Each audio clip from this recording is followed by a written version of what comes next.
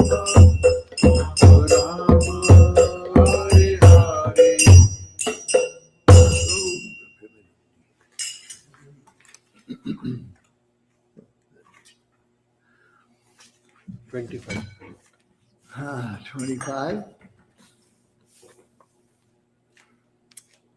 Om Namo Bhagavate Vasudevaya.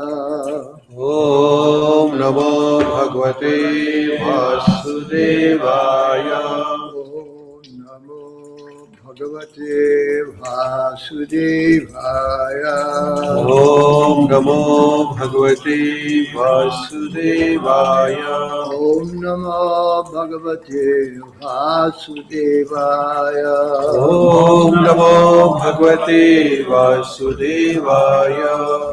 Narayanam Namaskritya Narayanam Namaskritya Naram Chaiva Narottamam Naram Chaiva Narottamam Devim Saraswatim Vyasam Devim Saraswatim Vyasam Tato Jayamudiraye Nashtapraishu Bhadreshu Nashtapraishu Bhadreshu Nityam Bhagavata Sevaya Nityam Bhagavata Sevaya Bhagavati Uttama Shloke Bhagavate Uttama Shloke Bhaktir Bhavati Naistaki Bhaktir Bhavati Naistaki. Hare Krishna. Hare Krishna. So this is the third canto, chapter 31, the movements of the living entities, text number 25. Puraschanda navidhusha Paraschandana Vidusha Pushyamanu janena saha Pushyamano Janena Sa Anabhipretam apana Anabhipretam Apana Pratyakhyatam Anishvaraha Pratyakshatam Anishvara Paraschandam navidhusha Paraschandana Vidusha Pushyamanu janena saha Pushyamano Janena Sa Anabhipretam apana Anabhipretam Apana Pratyakhyatam Anishvaraha Pratyakhyatum Anishvara Paraschandam navidhusha Parachandam na Vidusha Pushyamanu janena saha Pushyamano Janena Sa Anabhipretam apana Anabhipretam Apana Pratyakhyatum Anishvaraha Pratyakhyatum Anishvara Parachandam na Vidusha Parachandam navidhusha Pushyamano Janena Sa Pushyamanu janena saha Anabhipretam Apana Anabhipretam apana Pratyakhyatum Nishvaraha Pratyakhyatum Anishvaraha Parachandam na vidusha Parachandam na Vidusha Pushyamano janena saha Pushyamano Janena Sa Anabhipretam apanna Anabhipretam Apana Pratyakhatum anishvaraha Pratyakhyatum Anishvaraha Parachandam na Vidusha Pushyamano Janena Sa Anabhipretam Apana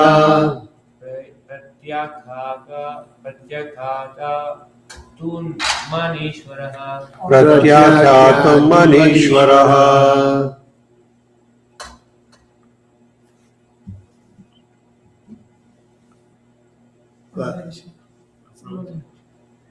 Oh, sorry.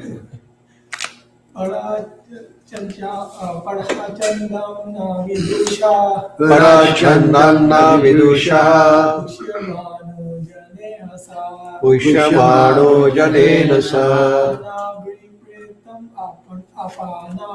Anabhipretam Apana प्रवक्ष्यामि अनीश्वरान् प्रत्याख्यातुम् अनीश्वरः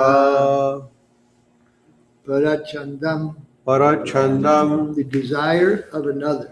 the desire of another. Na, Na, not. not. Vidhusha, Vidusha, understanding. understanding. Pushyamana, Pushyamana, being maintained. being maintained. Janena, Janena, by persons. by persons. Sa, Sa, he. he. Anabhipretam, Anabhipretam, into undesirable circumstances. into undesirable circumstances. Apana, Apana, fallen. fallen. Pratyakyatum, Pratyakyatum, to refuse. to refuse. Anishvara, Anishvaraha, unable. unable. Translation. After coming out of the abdomen, the child is given to the care of persons who are unable to understand what he wants, and thus he is nursed by such persons.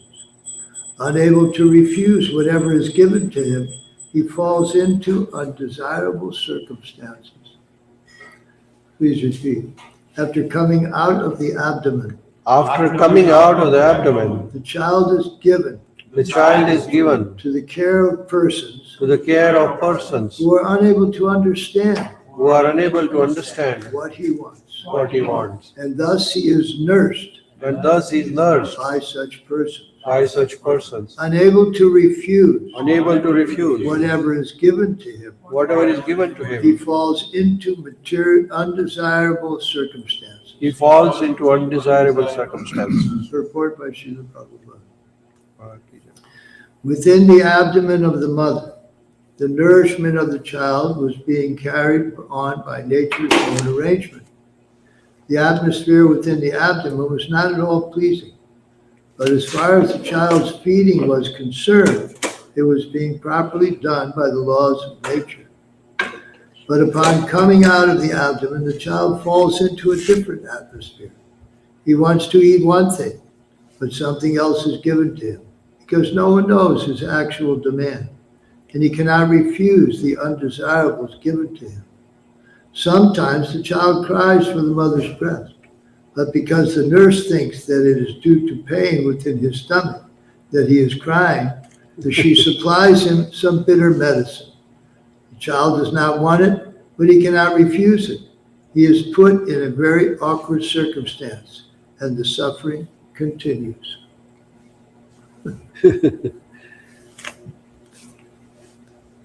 So this is Krishna's arrangement, that he has made babies so cute. In every species, practically, babies are very cute and very, so we're naturally attracted to babies. Even small dogs or small anything, young anything. But you know, they say they have the small snake, the young snake, his venom is more potent than the big snake. Yeah, because when he bites, he has no control. So when he bites, he'll let it all out. Whereas the big snake is thinking, well, if I let it all out, I won't have any left, so he'll give you a little. But the small snake, no, doesn't do that. But we're attracted. And so we don't consider, because we're attracted to these babies, we don't consider the position of the baby to be miserable. We think, oh, this is just so cute, this baby's so cute. And it's all about our own sense gratification in one sense. We're taking care of the baby, of course, but we don't have any idea really what it wants. The mother a lot of times thinks, oh yes, now it wants this, now it wants that, so I'll take care of that. But really she doesn't know for sure because the baby can't communicate. But there are processes by which, you know, I don't know if you've heard, but they teach babies sign language. You ever heard of that? Yeah. They teach babies sign, they do like this, and they teach the baby, and then the baby can start to say, you know, like this, I want something to eat. Mm-hmm. And there are all different kinds of signs that you can teach the baby where it can begin to communicate at a much earlier age, way before it's begin to talk. But still, the idea here is that this material world is not a fit place for the spirit soul. It's not really a place that we can enjoy, because the nature of the soul is to be happy, to enjoy. Anandamayo Bhyasa. We're by nature enjoyers, but we have to learn in the material world how to experience real enjoyment. Real enjoyment is not experienced through the senses, just separate from God, just in the material world. No one can be satisfied by just engaging the senses in sense objects, separate from God. But those same senses can be used in the service of Krishna, and then they can satisfy us. So we're not like the impersonalists where we want to give up all of our sense of identity and all of our everything and just merge in with some oneness. No, that's not that's the misunderstanding of true identity.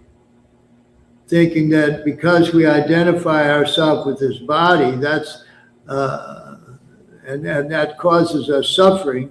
Now, if we not knowing that we're actually the spirit soul, whose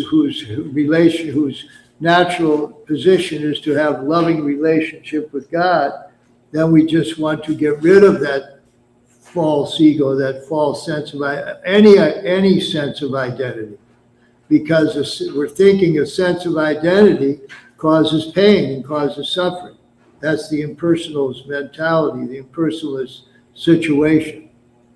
But due to the mercy of Srila Prabhupada, we have been given the true knowledge that we are an eternal servant of God. And if we reestablish that consciousness, then we can be freed from material suffering. Because we can liberate our consciousness. Our consciousness is now engaged in identifying ourselves as this material body. And that is the cause of our suffering. So once we learn how to rise above that consciousness, the material consciousness, then we can free ourselves from this suffering. It's really a simple concept to understand. It doesn't take a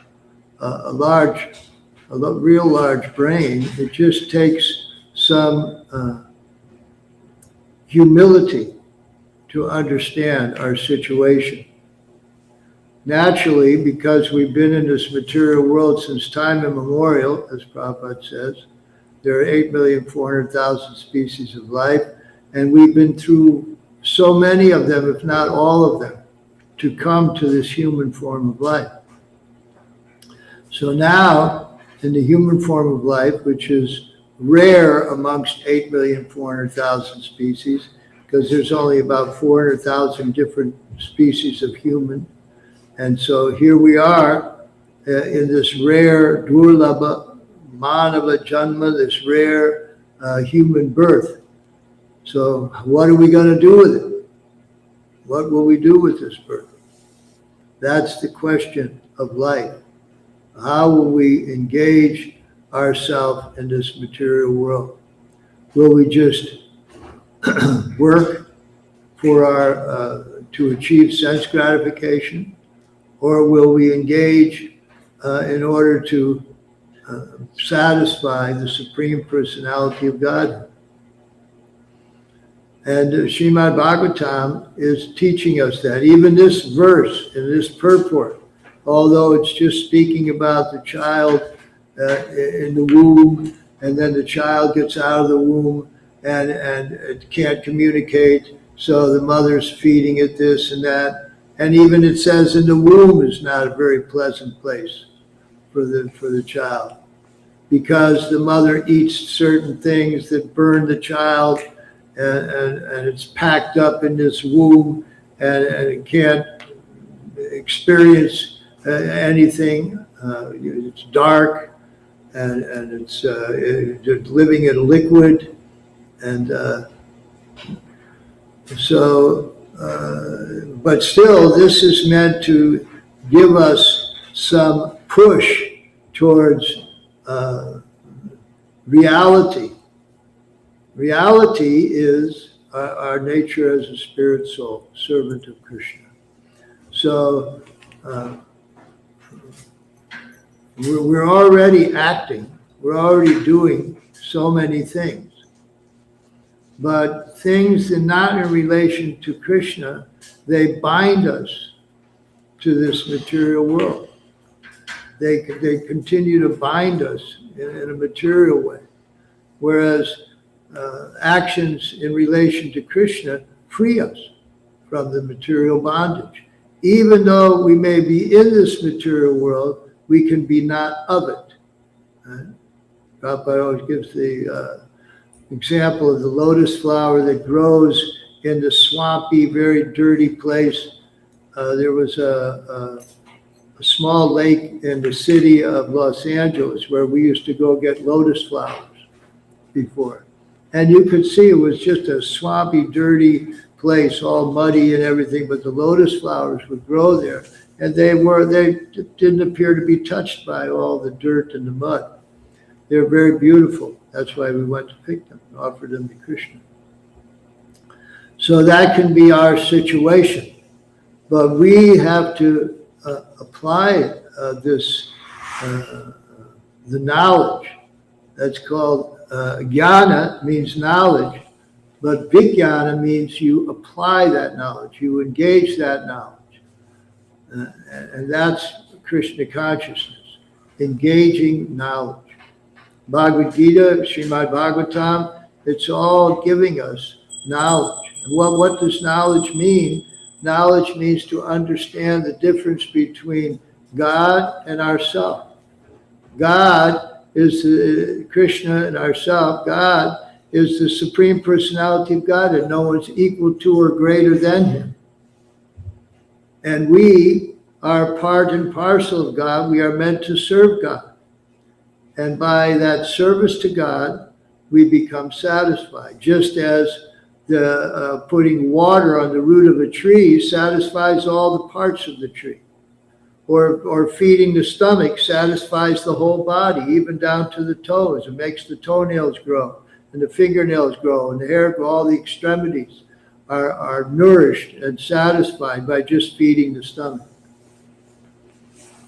If the hand decides that, oh, I don't need the stomach, well, he's not doing anything, I'm doing all the work, I put the food in the mouth.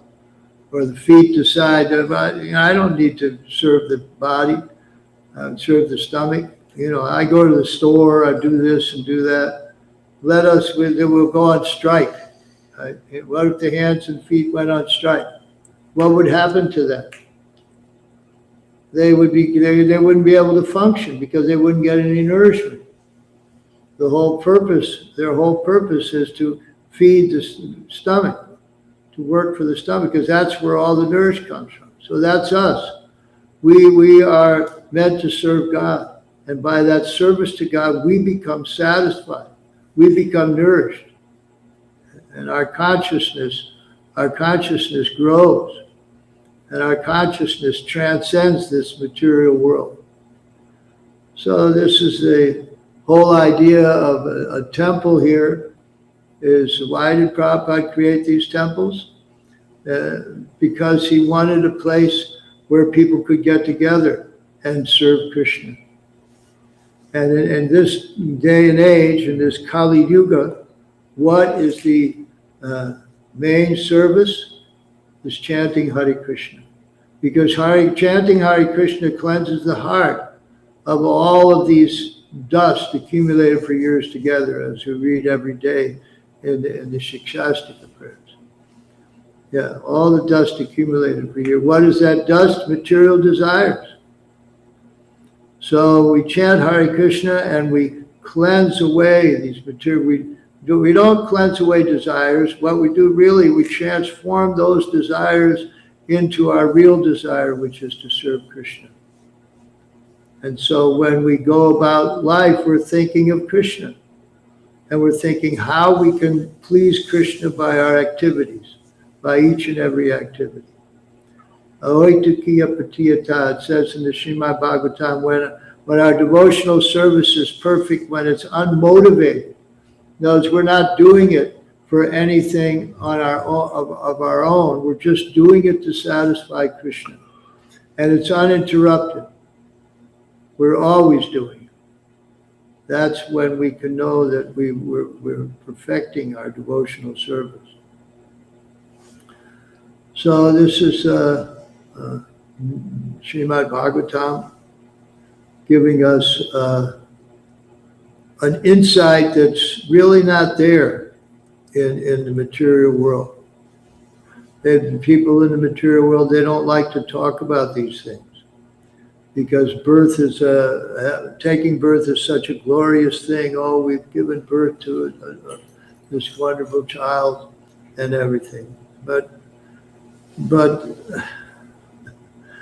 other places in the Bhagavatam, so many things can happen to a child, and that can cause us misery. Right in the Bhagavatam, the one child died. The king is trying to have a baby for so long with so many wives, and finally they have a child.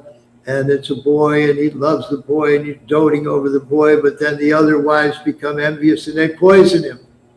And now, where once he was the source of his greatest pleasure, he was thinking, now he's the source of his greatest misery.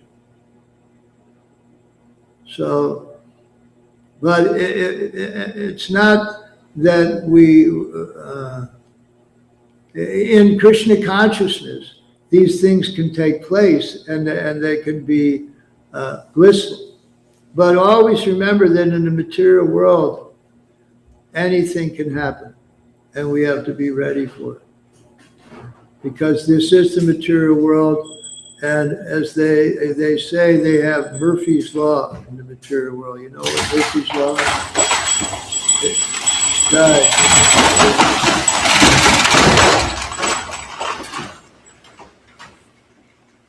In the material world, there's Murphy's Law. Murphy's Law states that if something can go wrong, it will go wrong. So there's padam not pipadesham, there's danger, and there's things that happen that we may not like at every step in the material world. But if we can raise our consciousness above the always attempting to satisfy our senses, then we can understand these things for what they are. And Matra Sparshastakante Ashitosna Sukhatukada. Krishna says in Bhagavad Gita that they're just arise due to sense perception. The dualities of the material world, heat and cold, happiness and distress, fame and infamy. These things, they're just they're just due to sense perception. And so they don't affect a sober person or a person who's brought his consciousness above the material energy by chanting the Hare Krishna mantra. So, Hare Krishna. Hare Krishna. Thank you very much. Anybody have a question or comment? Thank you, Prabhuji, for your guidance on this. It's a miscommunication here. It is mentioned that the child is born and then child is given to the care of a person who is not able to understand what the child wants. So there is a miscommunication starting right from the birth. Yeah. Nobody will be able to understand each other probably. Yeah, it's difficult in the material world. the only way we can learn to communicate is through, in my mind anyway, is in kirtan. Because in kirtan, we're thinking how to please Krishna with our singing and our instrument play. And when you're playing an instrument, then you have to think about everyone else that's there, because you can't just bang away on a drum or bang away on the kartals or sing too loud. You have to try to fit in to make it the most pleasing. Just like a band that's they're all playing in sync, you might say. And the more they can play in sync, and the more they and when they do something, the other one is picking up on it just automatically because they practiced and worked together. And in that way we can begin to understand each other, I think, and we can begin to relate to each other. So it's not impossible, it's just difficult in the material world. We have to put aside our false ego. We used to have a band, a devotee band, 21st Century Bhajan band, years ago in Los Angeles. And we practiced together quite a bit. And our motto was no false ego. Because as soon as your false ego enters, then it disturbs the whole thing. And that's the same way when we try to work together. As soon as we present our false ego and our false sense of identity, and instead of just trying to fit in and cooperate with what's going on, then it disturbs everything. So yeah, saying miscommunication right from the start. Yes, sir. And you said Gyan and Vigyan. There are two things. Yes. How to apply the knowledge. So as you mentioned, we getting miseries from our senses, sukha dukkha. So we know the knowledge. When it comes to apply the knowledge in our daily life, how as a beginners, because we don't have any experience of it. So how to apply knowledge, we know do this, do that. At the same time, when circumstances appear, we are able to apply that same knowledge in our routine to improve ourselves. Well, it's not magic. You just have to do something. You have to do it. When you need to do something, you'll do it. Now, you're feeling a need to do the things you do. If you have a job, you're feeling there's some need there, right? Oh, I'll get this job, I'll make some money, I'll be able to pay some rent, I'll be able to eat, I'll be able to save some money, I'll be able to get married someday, I'll be able to support a family, all these things. So based on need and desire, then you're doing that. So when you feel the need and have the desire to engage in sadhana bhakti, which is what we're talking about, the application of knowledge, service to Krishna, then you'll do it. So the real question is, how do we cultivate that desire? How do we cultivate that feeling of need for Krishna consciousness and for the activities that give us Krishna consciousness? You could do that by association with devotees, by reading an association. The best association is reading Prabhupada's books, because these books will give you the impetus. They'll force you to desire Krishna, because it's natural within ourselves. So, and reading these books and chanting Hare Krishna, it's all purifying. So it's just a matter of being patient but enthusiastic to engage, at least in these things, in Shravanam Kirtanam. Because Shravanam Kirtanam, Vishnu Smarana. We hear, we chant, and then we remember Krishna. And then comes all the other devotional service. So it begins by Shravanam Kirtanam, hearing and chanting. And hearing and chanting will cultivate that desire and that need within us. And then we will begin to, Vigya will begin to apply the knowledge. First, we have to have the knowledge. Then we apply it. Isn't it? Like you've been trained that you have to take care of yourself, or you have to take care of a family, or you have to be responsible citizen. So you're doing all those things in those terms. But now you're being presented with a whole nother thing. We can still do those things, but in a different consciousness. It's not that we don't work. It's not that we don't eat. It's not that we don't sleep. It's not that we don't do these things. Not that we don't use our tongues, use our eyes, use our senses, but we use them with a different consciousness.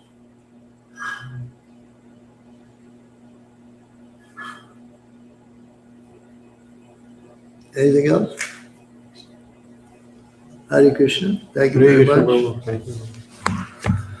Thank you.